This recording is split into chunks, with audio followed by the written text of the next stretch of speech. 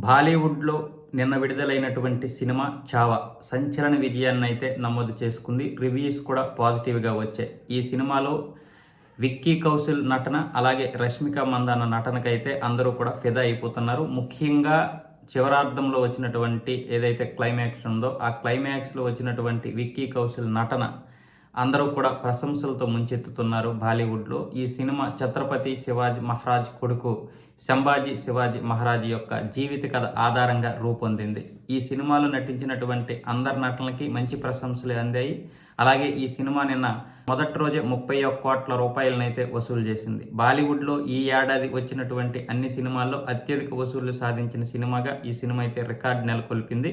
ఇంతవరకు అక్షయ్ కుమార్ సినిమా ఏదైతే ఉందో 'స్కై ఫోర్స్' ఆ సినిమా 15 కోట్ల 30 లక్షలు వసూలు చేసి మొదటి స్థానంలో ఉంటే, ఇప్పుడు ఆ స్థానాన్ని ఇప్పుడు 'చావా' సినిమా అయితే ఆక్రమించింది. కేవలం ఒక్క హిందీలో మాత్రమే ఈ సినిమానైతే విడుదల చేశారు.